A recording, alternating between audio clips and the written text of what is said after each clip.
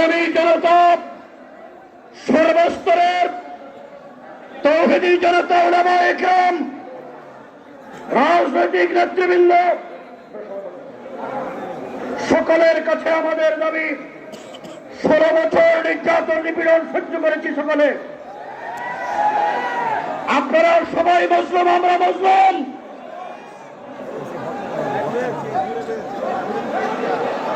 সকলে মুসলিম। ডিস্টার্ব করলে কেমন হবে? আমি সকল রাজনৈতিক নেতৃবৃন্দকে যারা আছেন, রাজনৈতিক কর্মীরা, তোমাদেরকে বলি, 16 বছর মাঠে কথা বলার সাহস কেউ বাইর হয়। দেশ স্বাধীন হয়েছে, রক্ত দিয়েছি, জীবন দিয়েছি, শহীদ হয়েছি, কোন আলেমকে ক্ষমতায় থাকতে পারে। আজকে স্বাধীনতা লাভ করার পর নিজেরা যদি মারামারি করো, মনে রাখবে নতুন আলেমের আবির্ভাব হবে, রাস্তায় দাঁড়াতে পারবে। সংগ্রামী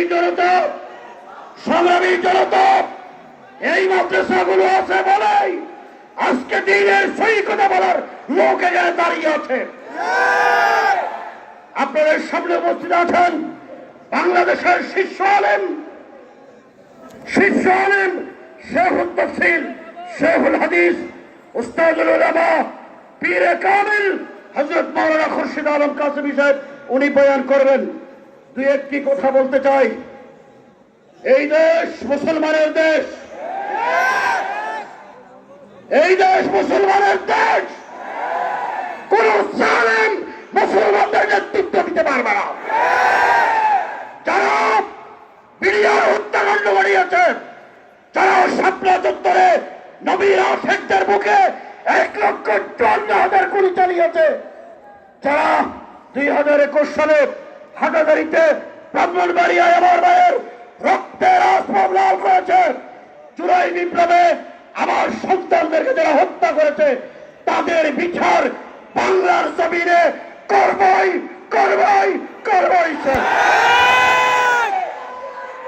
নারায়ে তাকবীর, নারায়ে তাকবীর, আল্লাহু আকবার। ইসলামের শত্রুরা হুঁশিয়ার, সাবধান, হুঁশিয়ার, সাবধান। ইসলামের শত্রুরা নাস্তিকদের আস্তানা ভেঙে দাও, গুঁড়িয়ে দাও, ভেঙে দাও, গুঁড়িয়ে দাও। নাস্তিকদের আস্তানা কথা পরিষ্কার, কথা পরিষ্কার। যারা আমার ভাইদের করে হত্যা চালিয়েছে, তাদেরকে ফাঁসির কাস্তে ঝুলাইতে হবে। বাংলাদেশ নতুন ভাবে স্বাধীন হয়েছে। ইসলাম বিরোধী শক্তি আমাদের মাথার উপরে লাঠি ঘুরিয়েছিল, আর কোন শক্তিকে লাঠি ঘুরানোর সুযোগ দেওয়া যাবে না। এক জালেমের পতন হয়েছে, নতুন জালেম তৈরি হোক, বাংলার জনগণ বরদাস্ত করবে। সুতরাং দেশ স্বাধীন হয়েছে, এই দেশের স্বাধীনতা রক্ষা করতে হবে। এই স্বাধীনতা রক্ষা করার জন্য প্রয়োজনের জীবন দেব, রক্ত দেব, কিন্তু ভারতের রক্তচক্ষুকে বই করা। শেষ কথা বলতে চাই, এখানে অনেক ওলামায়ে কেরাম আছেন, আল্লামা খালেদ সাইফুল্লাহ সাদি সাহেব আছেন, মুফতি ওলিউল্লাহ সাহেব আছেন, আরো ওলামায়ে কেরাম আছেন।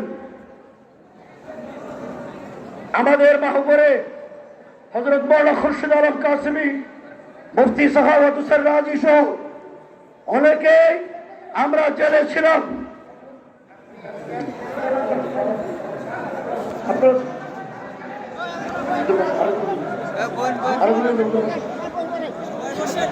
শুনেন,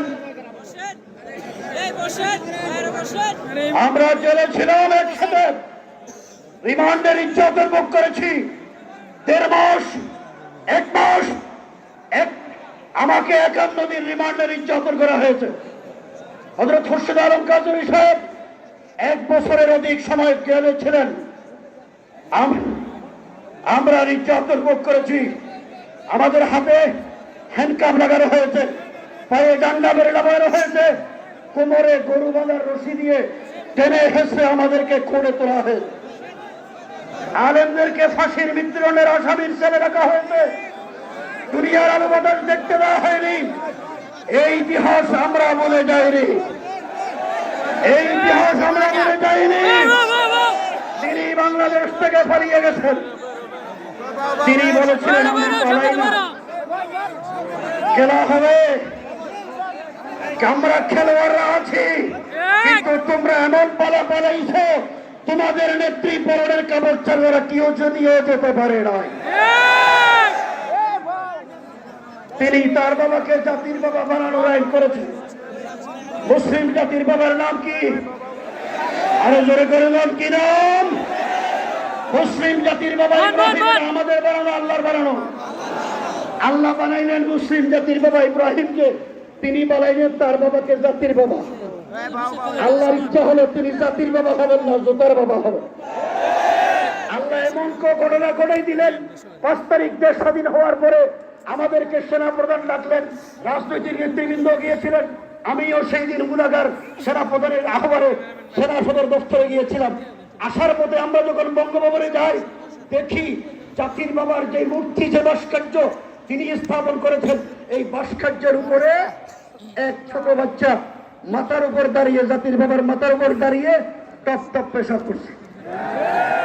কিছুক্ষণ পরে দেখলাম বেশ কিছু যুবক এক বিশাল জুতার মালা এনে জাতির বাবার গলায় পরে দিচ্ছে। ইজ্জত না বেইজ্জত? কে করলেন এই বেইজ্জতি? আপনি তো বলেছিলেন পালাই যান না, আপনি পলাই গেছেন। শুনলাম আপনি নামাজ পড়েন, তাহাজ্জুদ পড়েন, আরো সকালবেলা কোরআন পড়ে কাজ শুরু করেন। আমি তো মনে করি উজু করে পড়েন না, উজু ছাড়া পড়েন। উজু ছাড়া পড়েন নিশ্চয়। উজু করে পড়লে একজন ইমানদারের কাছে যাইতো। উজু ছাড়া পড়ছেন এই জন্য একজন বালাউলের কাছে আশ্রয় নিয়েছে। ওখান থেকে বসে বসে দেশের বিরুদ্ধে, আলেম ওলামাদের বিরুদ্ধে চক্রান্ত করো, আমাদেরকে বেলখি দেবো। পরিষ্কার ভাষায় বলতে চাই, ব্রিটিশদেরকে আমরা দাঁড়িয়েছি, পাকিস্তান আমরা স্বাধীন করেছি। যদি সমর্থন না করতে পারি, বাংলাদেশ স্বাধীন হতো। সুতরাং আলেমদের অত্যাচারের কারণে তোমার বাবার পতন হয়েছে। তুমি 96-তে আলেমদের অত্যাচার কেমন করেছে? এখানে অনেক আকাবির আছে। আপনাদের এলাকার সূর্য সন্তান হযরত মাওলানা থারানী রহমতুল্লাহ আলাইহি, ওনার মতো বুজুর্গদেরকে জেলের পুরে 71 স্বাধীনতা যুদ্ধের পর 7,000 আলেমদেরকে জেলে নিক্ষেপ করা হয়েছে। 4 বছরের মাথায় ওনার বাবার পতন হয়েছে। 1996 সালে ক্ষমতায় আসলেন শেখুল হাদিস আল্লামা আজিজুল হক, মুফতি ফজলুল হক আমিনী সহ উলামায়ে কেরামদেরকে জেলে দিলেন। 2001 সালে তিনি অন্যায় হয়ে গেছে।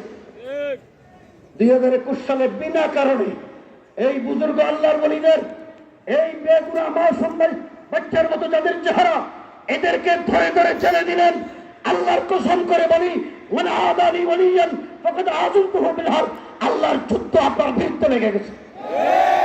এমন যুদ্ধ লাগছে, আপনি ভীষণ 41 ঘোষণা করেছিলেন, আরো 17 বছর বাকি, এর আগেই আপনি বাংলাদেশের নাই হয়ে গেছে। ঠিক না বেঠিক? আমি যারা এই দল করতে তাদেরকে বলি, এখানে থাকলে তোমাদেরকে বলি, তোমাদের লজ্জা থাকা উচিত। সেই নেত্রীর পিছনে তোমরা ঘুরে এদেশ থেকে ইসলাম নির্মূল করার চক্রান্ত করেছ, আলেমদেরকে হত্যা করেছ, নবীর আশিকদের উপরে গুলি চালিয়েছ। সেই নেত্রী তোমাদেরকে এখানে একা ফেলে পালাই চলে গেছে। আর কত লজ্জা দিবে আমাদেরকে? সুতরাং স্পষ্ট ভাষায় বলতে চাই, এই দেশের বিরুদ্ধে দিল্লিতে বসে বসে, হিন্দুস্তানে বসে বসে ষড়যন্ত্র করবেন, আমরা কিন্তু মুখে আঙ্গুল দেব না। প্রয়োজনে হিন্দুস্তানের বিরুদ্ধে লড়াই করব। পাকিস্তানিদেরকে আমরা দাঁড়িয়েছি, হিন্দুস্তান যদি আকাশ চালায়, হিন্দুস্তানের বিরুদ্ধে লড়াই করতে, যুদ্ধ করতে কারা কারা প্রস্তুত। শেষ কথা বলি, দিল্লি আমাদেরকে বিলকি লাগায়, আল্লামা ইকবাল বলেছেন, এর আগে বলে 800 বছর কিন্তু ঠিক না বেঠিক? তাজমহল, আগ্রা, দিল্লি শাহী মসজিদে যদি পর্যটক মুসলমানরা না যায়, তোমরা কিন্তু উপবাসে মরবে।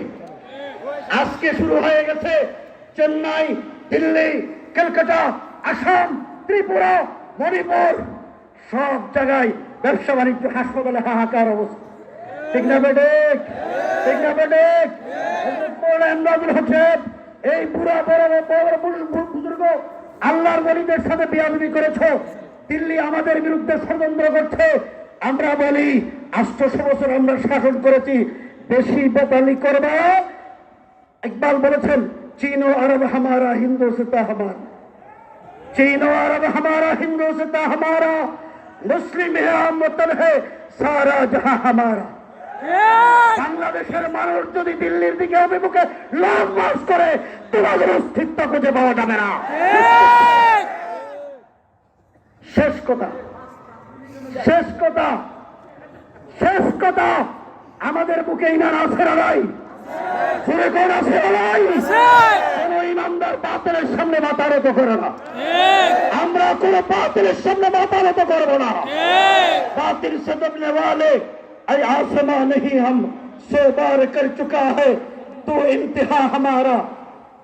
तौहीद की अमानत सीनों में है हमारे, आसा नहीं मिटाना नामो निशा हमारा।